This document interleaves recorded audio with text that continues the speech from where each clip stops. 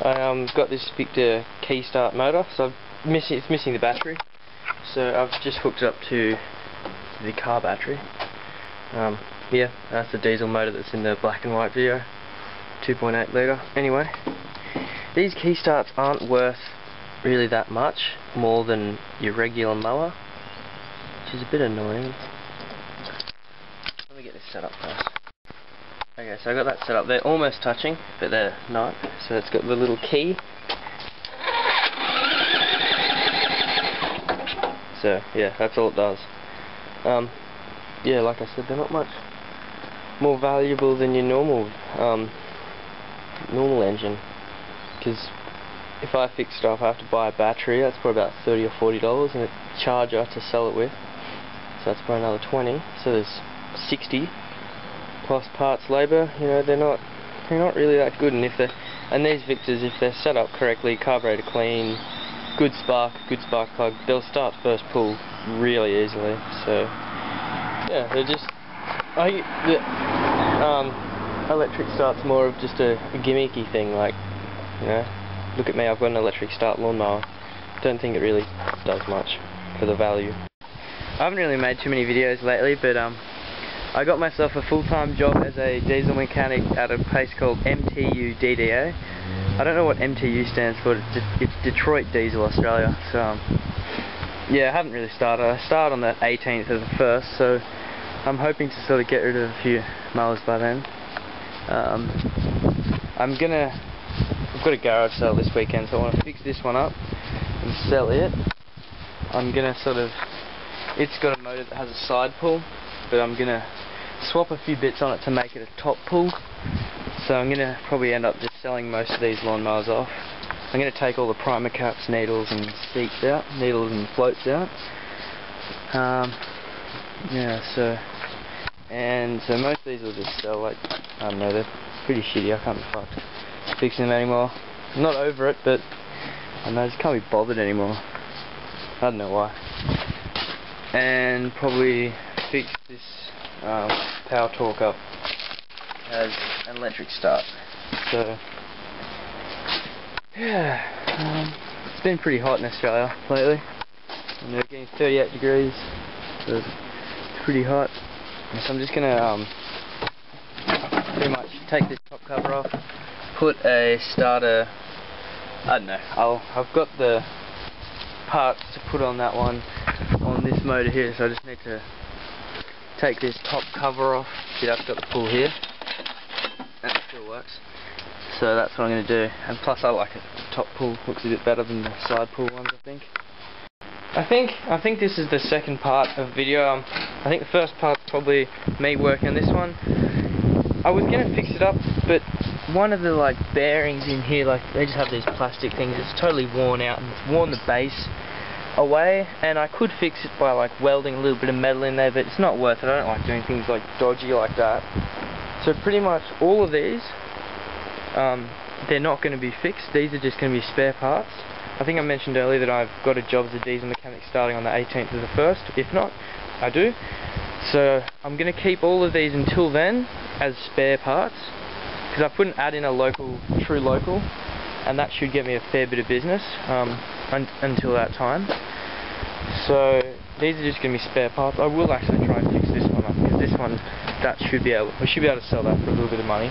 But most of these, they're all, I don't know, they're old, they don't look good. I'd have to put a hell of a lot of time into getting them looking good, like spraying bases and doing all that. And to tell the truth, I don't need the money that bad. I've got a fair bit saved up, and since I've got this new job, I am spending a bit more. But anyway, I thought my whippersnipper wasn't working. So, oh yeah, also this chainsaw. I'll talk about that later. Anyway, this is my normal good whippersnipper, Kawasaki TG25. Wasn't working, wouldn't start. Actually, it would start and it would run, and then when it got hot, it would just stop working. So I've taken the spark plug out. Doesn't look too bad, but it had a pretty erratic looking spark across the gap. So I replaced the spark plug, and first pull, off she went. So I thought, that's it.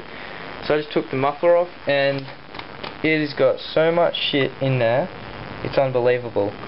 So I'm just gonna try and clean all that shit up. and I'll put it back together, and this has actually been a really good whipper snipper. Even though the clutch is sort of stuck on, I'll pull it and you'll see the end. Well, yeah, the clutch is stuck on pretty much the whole time. So I don't know what's up with that, but it's a good whipper snipper. It's powerful. It's not too heavy. It is a bit heavy, but I manage it. So yeah. So I've just got it going now, and you can see that the head's already spinning, and that's at a pretty normal, I reckon, idle. So I don't know, I can't fix it, but that's what came out of the muffler. That's like a little bit of mesh. That's not solid. That's like sort of, you can see it's sort of like material, so like fibers or something. Fibers. I don't know what it is, but it's not that much louder now. That I also talked about baffle out, but it's not that much louder now. Oh. Fuck, I just dropped half my grease gun. I needed some grease for the end, and this grease gun wasn't working, so I just got some on my finger and put in that little hole. But anyway, I'll try and have a look at that chainsaw now. The problem with this chainsaw is that this brake, it's a cheap chainsaw, it's a Ryobi, but the problem is that this brake is always on. See now, like that's off, like that would be on, and that would be off, but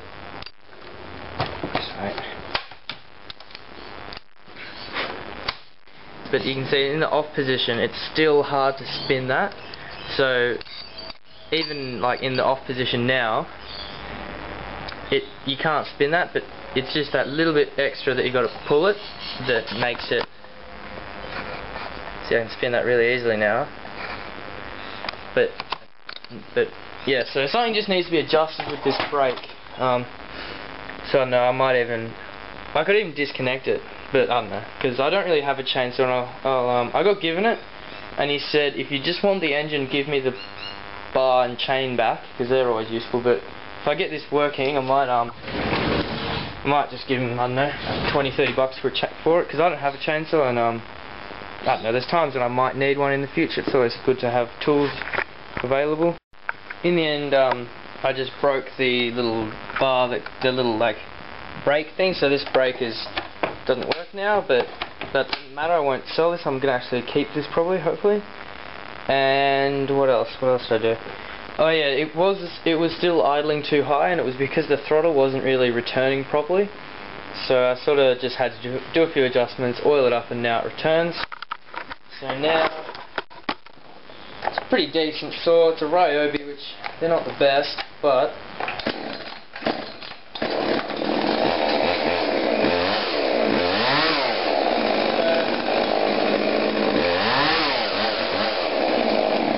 I don't know. Not the best brand of saw, not the best saw, but it'll do. I don't really know how tight you're meant to have these. I don't know. Seems alright to me. I'll ask someone in the know and get their opinion on it.